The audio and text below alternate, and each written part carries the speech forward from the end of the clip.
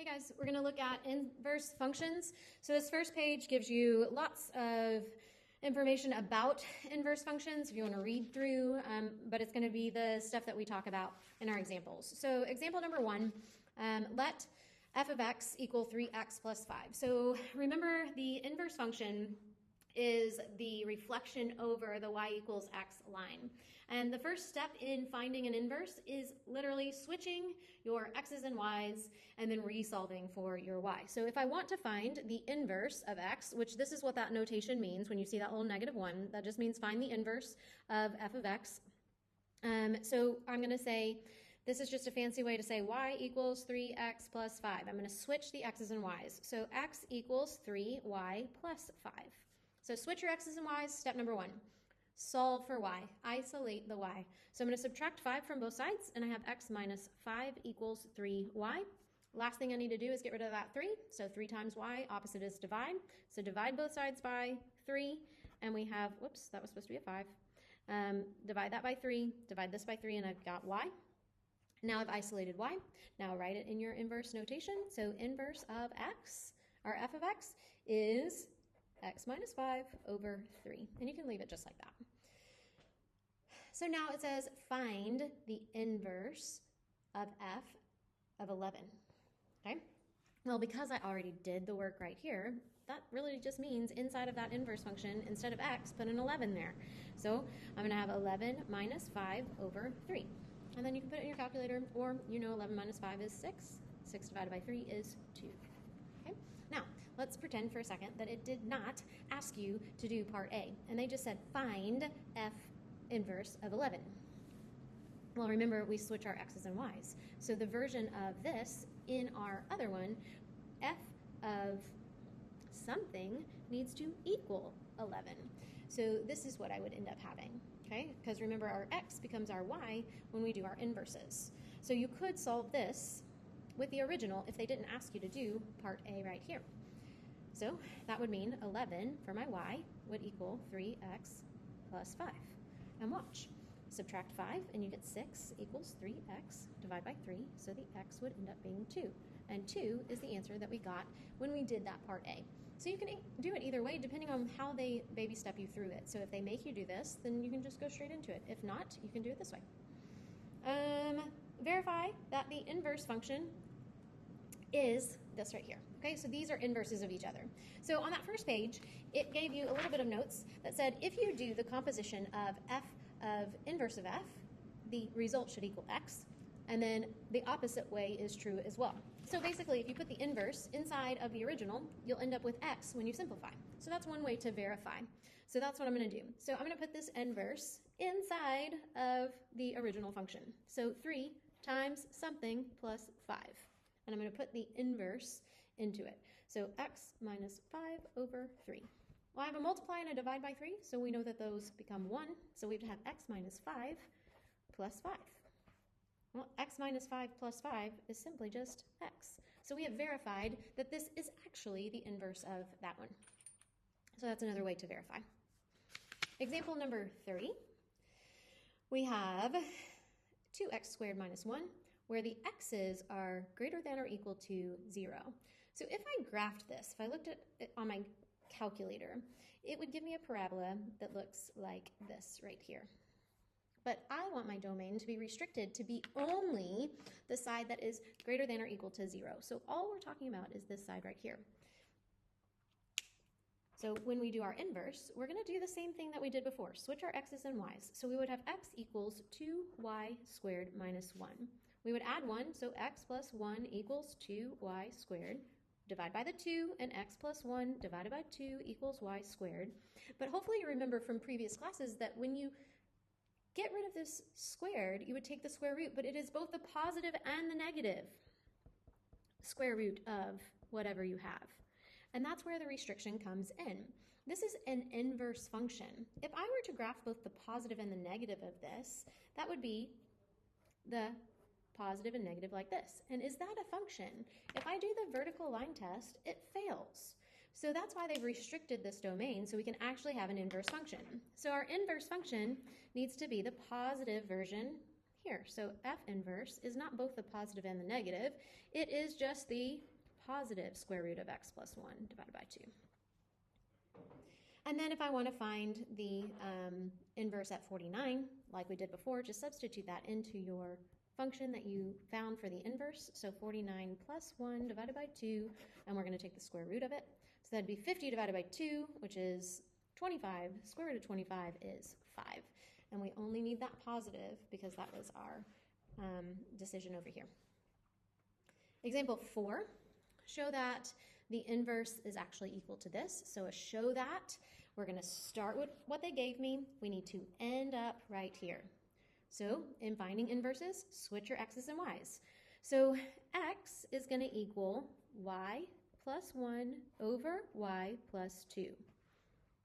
Now this one gets a little tricky because we need the y by itself, but I see 2 y's. So I'm going to multiply this side by that denominator because I don't want it to be down there. It's not going to be easy to manipulate things if it is. And this is what I have here. After this, I need to be able to get my y's on one side and my x's on the other. And when I have distributing, that's not going to happen until I've actually done the distributive property. So when I distribute x, I've got xy plus 2x equals y plus 1. Now I can get the y's on one side and the x's on the other. So this numerator says 2x minus 1. Since I see a positive 2x right here, I'm going to subtract that 1 over here. So that would be x plus, or xy plus 2x minus 1 equals y. Now I need this y to join this y over here, so I'm going to subtract the xy, so I would be left with 2x minus 1 equals y minus xy. So now I have my y's on the same side. And this is where we have to think, how am I going to get that y by itself? Well, because we have a y in common of both of these, we can factor it out. So 2x minus 1 is going to stay the same on this side. If I factor out a y from both of those, y divided by y would be 1, and then xy divided by that y would be just that x. Now, y times 1 minus x is that factored form of that side. So now I can just get rid of the 1 minus x, which it's multiplied by y, so the opposite is divide. So 2x minus 1 divided by 1 minus x equals y. And indeed, that is the inverse that they gave me right there. So yes. So this is kind of a tricky process that we want to verify and make sure we can get through the algebra of. Next one, verify that this inverse is an identity function. Okay, so f of inverse of x, or inverse of f, we basically want to put that inside of the original function, and we want it to get down to x like we've done before. This is a pretty complicated algebraic part, so I'm going to skip this for now, and we'll do it in class together. If you'd like to try to put the inverse into f and get through that algebra, absolutely go ahead, but we'll look at it in class. Example number 5 has lots of compositions to go through. We did compositions in our previous one, so I'm not going to do A and B for you. I want you to pause and try them. Okay, so just a basic review of compositions. You should have gotten these for A and B. Okay, on C and D, C says we're going to do G of f inverse of x. So if I wrote this, G is going to be my outside function, and inverse of f is going to be the inside function. And same thing here, f is going to be my outside function, G inverse is going to be my inside function. So before we do this, you know how to find inverses now. So what I want you to first find is what is f inverse of this one right here, and what is G inverse for this one right here. So take a second and find those pieces, and then we're going to put them inside the other functions. Okay, so after doing that work, this is my simplified version. You might have had x minus 1 over negative 2, but I don't like to have that negative in the bottom, so I went ahead and divided everything by that negative, and it switched my signs like that. But it's not wrong to have it the other way. So now that I have f inverse, I can just put it into G. Well, remember that G of x was 1 over x. So instead of x, we're going to put this in its place. So 1 minus x over 2. And this is dividing by a fraction. So remember, we multiply by the reciprocal. So this is the same thing as saying 1 times the reciprocal of this one right here. And 1 times anything is just itself. So that final answer right there would be 2 over 1 minus x. Next one, hopefully you found this as your inverse. It's the same exact thing. So we're going to put f as our outside function, which would be 1 minus 2 times something. Instead of x, we're going to put 1 over x. So 1 minus, remember this is 2 over 1, so if we do numerator times numerator, that would be a 2. Denominator times denominator, that would be an x. And you can leave it like that. Okay, on E and F, we are going to take f of g of x and then do the inverse. Well, we already know what f of g of x is. So f of g of x is from part A. We know that f of g of x is 1 minus 2 over x. Now we need the inverse of that. Okay, so inverse of that means now we switch our x's and our y's. So we would have x equals 1 minus 2 over y. Subtract the 1 and x minus 1 equals negative 2 over y. I'm going to multiply this side by y, so y times x minus 1 equals negative 2. I don't want anything to be with y, so I'm going to divide that. So y equals negative 2 over x minus 1. So this inverse of f of g of x is negative 2 over x minus 1. Here, this one is saying something different. We want f inverse of g inverse of x. So the inverse of g needs to go into the inverse of f, which we found in these pieces above. So the outside function is this one that we found. So 1 minus something over 2, and the something that we're putting in is the inverse of g, which was just itself, which is 1 over x. Now we do not want fractions inside of fractions, so we're going to divide each of these by 2. So that would be 1/2 minus 1 over 2x. If I get my common denominators, this one needs an x, so multiply tops and bottom by x, which is just a version of 1. So we would have x minus 1 with a common denominator of 2x. So that final answer is that one down there. Okay. The next page talks about a self-inverse function.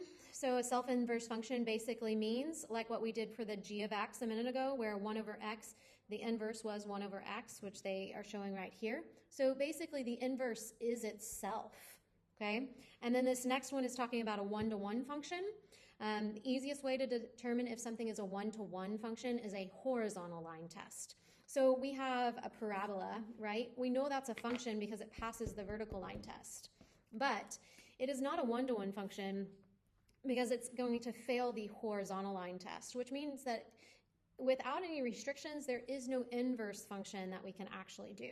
And there's some more words to explain that if you want to read through that as well. So example number 7 says, verify that this is a self-inverse function. So what we would do is we would basically do the inverse process and hope, if it is a self-inverse, we should end up with this as our answer. We should be right back to this. So we would go x equals 2y minus 6 over y minus 2. A more complicated version that I showed you, so go ahead and pause and see if you can redo this process on your own. After you did that process, you should have gotten back to this as your answer, so that we could say, therefore, it is a self-inverse function. 8, given each of the following functions, determine the type of function and the inverse function. So first of all, we've got 3x plus 1. So if we looked at a picture of this, this would be a line with a positive slope. You could go to your calculator and it would look just like this. Okay, so is it a function? Well, it passes my vertical line test, so yes, this is definitely a function. Is it a one-to-one function? Now is my other question. So does it pass the horizontal line test? And if it only touches once on every horizontal line, yes. So it is a function. It's not only a function, it is also a one-to-one function. Not all functions are one-to-one functions. So look at example B. This is like what I talked to you about a second ago. If I graph x squared, it's a parabola. This is definitely a function. It passes the vertical line test. So this is definitely a function. But is it a one-to-one function? And that's where the horizontal line test comes in. it fails the horizontal line test because it touches once, twice. So this one is not one-to-one. If we look at this one, we have now restricted our x squared, and remember that would touch the origin at its vertex right there, and we've restricted it to be only the positive side. So what they're really graphing is just this piece right here. So f of x in this case starts at 0 and only uses those positive x's like that. So is that a function? Yes, it is. It definitely passes the vertical line test. So definitely a function. Is it a one-to-one function? Well, yeah, it passes the horizontal line test now that we have restricted it. So it is a one-to-one function as well. So now that I have determined the types of functions, the last part of the instructions on this one is now find the inverse function. The only ones that can have inverse functions are the ones that have one-to-one. So I can take this one and I can find the inverse of x. And I think you can do that one on your own.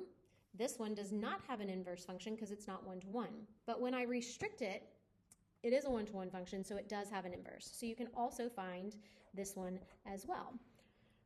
So go ahead and pause and do that. Okay, up here on this one, this is what we should have gotten when we switched our x's and y's and resolved. And then down here, remember we were only on the positive domain, so we wanted not plus and minus square root x, we just want the positive version.